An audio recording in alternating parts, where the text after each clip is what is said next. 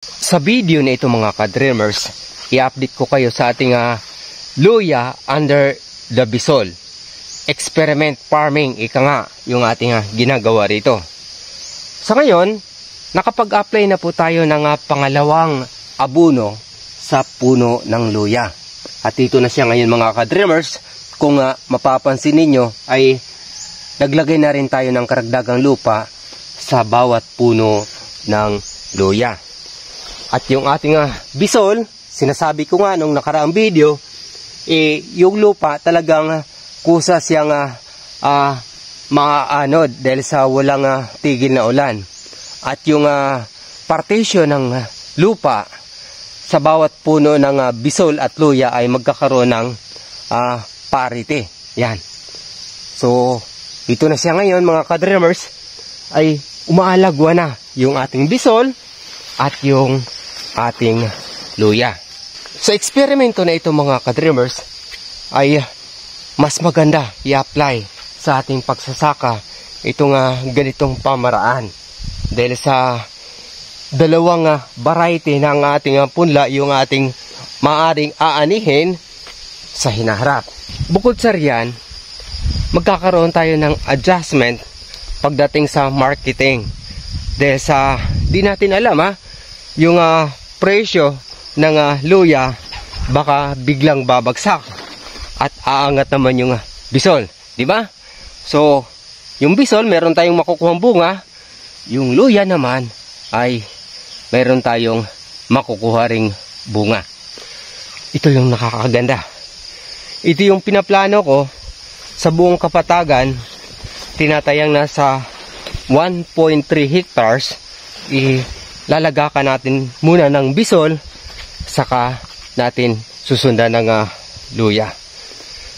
Sana pagpray natin na mga tupad yung ating plano. Ang area na ito mga ka-dreamers, kung mapapansin niyo ay talagang naaalagaan ng maayos. Malinis, ika nga. Dahil si mama yung nagmimintinan nito. Dahil sa napakadami nating gawa, ganap sa buhay, mga punla na talagang di tayo tumigil sa pagsusumikap para magkaroon tayo ng magandang harvest sana sa hinarap. At mga tupad na yung ating plano na itayo natin yung ating mini studio in the future to come. Kaya tinutulungan tayo ng ating butihing ina na alagaan itong ating experiment farming, at yung ibang ating punla ay tinutulungan rin tayo para sana magkakaroon tayo ng masaganang ani sa hinaharap. Kaya share po natin yung video, huwag po natin kaligtaan, lalong lalo na yung mga baguhang magsasaka. Kung gusto ninyong magpunla at magsimula, yung ating luya, kung gusto niyo rin magsimula, maaari po tayong magbigay ng binhi, 5 kilos minimum, panimula. Libre po ito, ha? Pero sana ipunla ninyo, huwag ibenta para makapagsimula rin kayo. Dahil sa farming, ang mahirap dito yung binhi.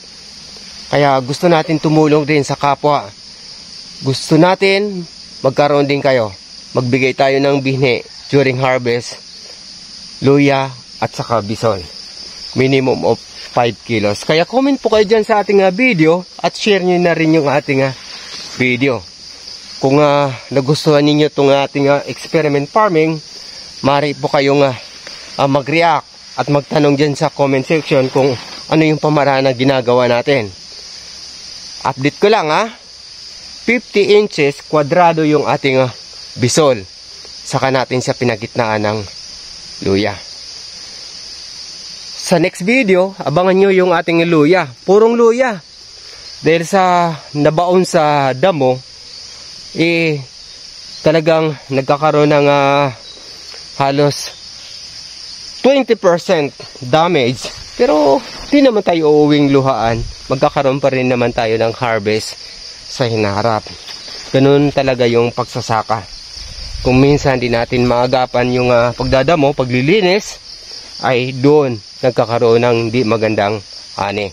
Kaya kung baguhan ka pa sa aking professional account, Dindo Buena Suerte, FB page, Dreams Visions TV, YouTube channel, Dreams Visions TV.